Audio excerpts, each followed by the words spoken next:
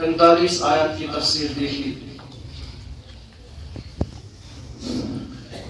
کل کی مجلس میں جو آیات ہم نے پڑھی تھی اس میں اللہ تعالیٰ نے ایک تو صاحب الجنتین جو 2 باغوں والا شخص تھا اس کے متعلق کہا کہ اس کا باغ جو ہے کس طرح سے اللہ تعالیٰ اس پر ایک عذاب بھیجتے ہیں جس کی وجہ سے وہ باغ جو ہے وہ ہلاک ہو جاتا ہے. تو اللہ تعالیٰ نے اسے اس کے اس تکبر اور اس سرکشی کا جواب دیا، یا اس شخص نے جو اپنے غریب ساتھی سے اس کی حقارت کی تھی کہ تیرے پاس کچھ نہیں ہے، میرے پاس اتنا ہے اتنا ہے، اس وجہ سے اللہ تعالیٰ نے اسے جو ہے عذاب معجلا جلدی عذاب دنیا میں ہی بھیج دیا. ورنہ اللہ تعالیٰ اکثر جو ہے دنیا میں ایک انسان کو موقع دیتا ہے، لیکن کبھی کبھار ایک انسان بعض کاموں پر دنیا میں ہی پکڑ کر دیتا ہے اور آخرت کے دن میں پھر اس پر پکڑ ہوتی ہے. تو پھر اس کے بعد آیت نمبر 45 میں اللہ تعالیٰ نے قرآن کی زبانی یہ چیز بیان فرمائی کہ ان لوگوں کو جو ہے وَاضْرِبْ لَهُمْ مَثَلَ الْحَيَاةِ الدُّنْيَا، دنیاوی زندگی کی مثال بیان کرو. پہلے اللہ کے نبی علیہ السلام کو کہا گیا، پھر ہر اس شخص کو مخاطب کیا جا رہا ہے جو قرآن کریم پڑھتا ہے کہ دنیاوی زندگی کی مثال دیکھو، اور قرآن کی نظر میں دنیا کی کیا مثال ہے وہی نظر ہماری بھی ہونی چاہیے دنیا پر، تاکہ ہم اپنی دنیاوی زندگی کو ایسا نہیں ہے کہ جینا ہی چھوڑ دیں، رہبانیت اختیار کریں، اپنے ماں باپ بچوں بیوی کو چھوڑ کر الگ ہو جائے، پھر اپنے نئے طریقے اختیار کریں. یہ چیز نہیں ہے یہ جو ہے زہد یا رہبانیت ہے جس سے اللہ تعالیٰ نے منع کیا. حقیقت یہ ہے کہ دنیاوی زندگی جینی تو ہے، لیکن حقوق و فرائض ادا کرنے کے ساتھ ساتھ برتری اور ترجیح آخرت کو دینی ہے. یعنی کہ انسان کبھی بھی آخرت کو اپنی دنیاوی زندگی کے لیے ضائع اور برباد نہ کرے، بلکہ ہمیشہ آخرت کو آگے رکھیں اور دنیاوی زندگی کو بعد میں. تو اس لیے اللہ تعالیٰ نے کہا کہ ان کو دنیاوی زندگی کی مثال بیان کرو، اس پانی کی طرح ہے جو آسمان سے نازل ہوتا ہے، یعنی ایک جگہ نہیں رکتا ہے، پانی آیا یہ کچھ ٹائم تک ہے پھر اپنی جگہ چھوڑ کر چلا جائے گا، ویسی زندگی ہے. اچھا پھر جو ہے اس پانی کی وجہ سے زمین کو جو درخت ہے وہ آپس میں مل جاتے ہیں، زمین نئے پودے اگاتی ہے، ہرا بھرا رہتا ہے کچھ ٹائم تک، لیکن ایک ٹائم آتا ہے وہ باغ وہ پودے وہ درخت سارے ختم ہو جاتے ہیں اور سوکھ جاتے ہیں، اور پھر ایسا لگتا ہے جہاں جیسے یہاں پر کوئی چیز تھی ہی. یہی دنیاوی زندگی کی مثال ہے. ایک انسان طلوع ہوتا ہے بچپن میں، پھر جوانی، پھر بڑھاپے میں ایک انسان ختم ہو جاتا ہے، دوسروں کا محتاج ہو جاتا ہے، اور کچھ ہی دن کچھ ہی وقت کچھ ہی سالوں کے بعد ایک انسان کا نام و نشان بھی مٹ جاتا ہے. اس کے بعد اللہ تعالیٰ نے بہت ساری جگہوں پر قرآن کریم میں اس کی جو ہے مثالیں دی کہ قرآن کریم کی نظر میں دنیا کی کیا مثال ہے، کیا اہمیت ہے.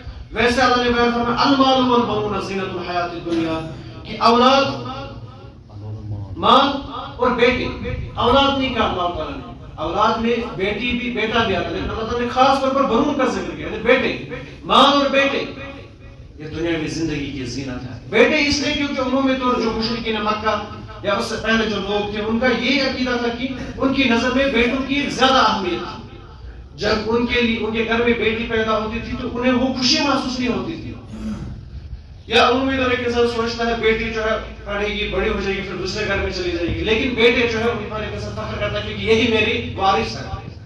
اس لیے اللہ تعالیٰ نے کہا یہ جو بیٹے ہیں مال ہے یہ زینت ہے، دنیاوی زندگی کی زینت ہے. زینت اور جمال اور حسن میں فرق کیا ہے؟ ایک انسان کو خوبصورتی یا حسن جو ہوتا ہے وہ ایک انسان کو کبھی کبھار پیدائشی بھی ہو سکتا ہے، لیکن زینت وقتی طور پر ہوتی ہے. مثال کے طور پر کوئی گھر سے نکلتا ہے، زیادہ تر ہماری جو ہے بیٹیاں ہیں عورتیں وہ کیا کرتے ہیں، وہ زینت اختیار کرتے ہیں، مرد بھی کرتے ہیں کچھ، وہ زینت اختیار کرتے ہیں وقتی طور پر، پھر کچھ ٹائم تک وہ ختم ہو جاتی ہے. یہی زینت ہوتی ہے. اور حسن جمال تو پیدائش سے موت تک رہتا ہے. اللہ تعالیٰ نے کہا دنیا کی زندگی اور مال جو ہے یہ زینت ہے، زینت الحیات الدنیا، دنیا کی زندگی کی ایک زینت ہے، بس خوبصورتی ہے. والباقیات الصالحات، لیکن باقی رہنے والی چیز کیا ہے؟ صالحات ہے، نیک اعمال. اور صالحات کیا ہے؟ صالحات نماز، پانچ وقتہ نماز، روزہ، زکوٰۃ، حج اگر طاقت ہے تو، اخلاقیات، انسان کا اٹھنا بیٹھنا، انسان کا دوسروں کے ساتھ کیا معاملات ہے، کیا حقوق ہے، یہاں تک کہ ایک ذرہ اللہ تعالیٰ نے لکھ کے رکھا ہے جو اچھا ہوگا وہی صالحات میں سے. اللہ نے کہا یہ دنیاوی زندگی کی زینت ہے، باقی رہنے والی وہی چیز ہے جو نیک ہے، جو صالح عمل ہے، صالحات میں سے. اور وہی اللہ تعالیٰ کے ہاں ثواب اور یعنی اسی کے بارے میں اللہ تعالیٰ سے ثواب اور بدلے کی امید رکھ سکتا ہے جو اس نے اعمال صالحہ کیے ہیں. کیونکہ ایک انسان جب مرتا ہے تو اس کے ساتھ تو بہت ساری چیزیں جاتی ہیں قبر تک، لیکن باقی رہنے والی چیز ایک ہی ہوتی ہے، وہ ہوتا ہے عمل صالح جو اسے ساتھ دیتا ہے. اسی طرح سے اللہ تعالیٰ نے دوسری جگہ پر بیان فرمایا فما متاع الحیات الدنیا فی الآخرۃ الا قلیل. دنیاوی زندگی آخرت کے مقابلے میں کچھ بھی نہیں ہے، بس تھوڑی سی. ایک حدیث میں جیسے کہ اللہ کے نبی علیہ السلام نے کہا اگر آپ سوئی کو سمندر میں ڈالو گے پھر اس کو واپس نکالو پھر دیکھو وہ سوئی کے ساتھ کیا آتا ہے، کتنا پانی آتا ہے. وہی پانی دنیا کی زندگی ہے اور اس کے سامنے سمندر جو آخرت پڑی ہے. تو کتنی چھوٹی ہے دنیا کی زندگی آخرت کے مقابلے میں. اللہ تعالیٰ نے اسی طرح سے کہا اعملوا انما الحیات الدنیا لعب و لہو. جان لو یہ جو دنیا کی زندگی کھیل ہے، تماشا ہے. ایک انسان اس میں فخر کرتا ہے آگے نکلنے میں، اولاد میں، مال میں، لیکن یہ کچھ وقت کی خوشی ہے پھر اس کے بعد جو ختم ہو جاتی ہے. اسی طرح سے اللہ تعالیٰ نے سورۃ الملک میں کہا الذی خلق الموت والحیات لیبلوکم ایکم احسن عملا. یہ ایک عمل کا گھر ہے، اللہ تعالیٰ دیکھیں کون اچھا عمل کرتا ہے. اور فرمایا وما الحیات الدنیا الا لعب و لہو وللدار الآخرۃ خیر للذین یتقون. آخرت ان کے لیے بہتر گھر ہے جو تقوی اختیار کرتے ہیں، اعمال صالحہ کرتے ہیں. اور فرمایا وما اوتیتم من شیء فمتاع الحیات الدنیا وزینتها. جو تمہیں خوشی دی جا رہی ہے، جو تمہیں مال و اولاد دیا ہے، یہ بس دنیا کی زندگی کی خوبصورتی ہے.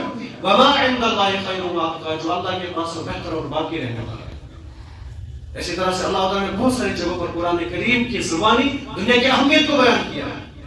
فرمان کان یرید الحیات الدنیا وزینتها نوفی الیہم اعمالهم.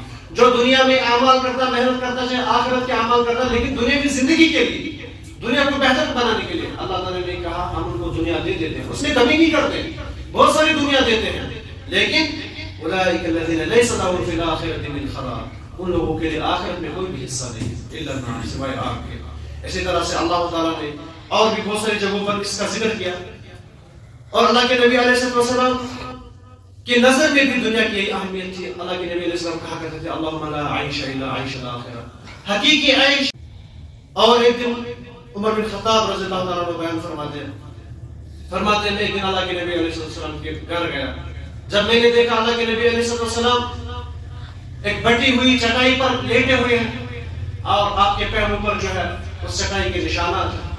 میں نے کہا یا رسول اللہ صلی اللہ علیہ وسلم.